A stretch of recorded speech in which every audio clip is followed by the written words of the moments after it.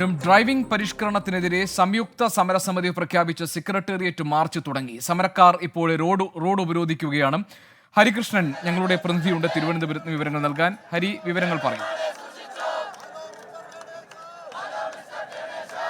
Gopi, driving test പരിഷ്കരണവുമായി മുന്നോട്ട് പോകാനുള്ള ഈ മോട്ടോർ വാഹന വകുപ്പിന്റെ നീക്കത്തിനെതിരെ സമരങ്ങൾ കടുപ്പിക്കുകയാണ് ഈ സംയുക്ത സമര.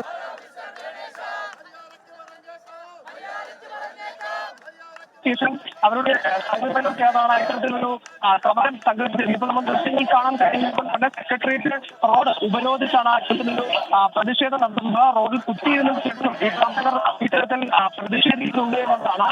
ഈ വെള്ളിയാഴ്ച മുതൽ കർശനമായി ഇത്തരത്തിൽ ഈ പുതിയ നിയമങ്ങൾ നടപ്പിലാക്കാനാണ് ഗതാഗത ഒരു തീരുമാനം. അത് നടപ്പിലാക്കില്ല എന്ന തരത്തിലുള്ള ഉറച്ച തീരുമാനത്തിലാണ് ഈ സ്കൂളിന്റെ സമരസമിതി എന്നാണ് ഏറ്റവും പ്രധാനപ്പെട്ട കാര്യം. പങ്കെടുക്കുന്നില്ല, പക്ഷെ CITUവിലെ ചില അംഗങ്ങൾ ഈ സമരത്തിന് പിന്തുണ കൊടുക്കുന്നുണ്ട് എന്നുള്ളതാണ്. ഈ മോട്ടോർ വാഹന വകുപ്പിന്റെ ഈ പ്രധാനപ്പെട്ട നിർദ്ദേശങ്ങളെല്ലാം തന്നെ റദ്ദാക്കണം എന്നുള്ളതാണ് ഇവരുടെ പ്രധാനപ്പെട്ട ആവശ്യം.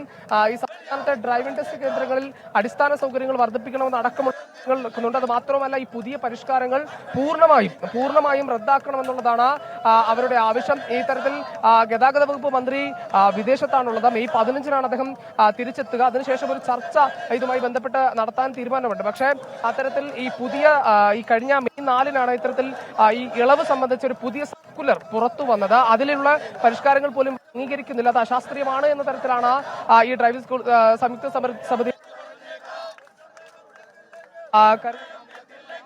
ഈ സൂചനാ സമരം ഈ സമരത്തിൽ നിന്ന്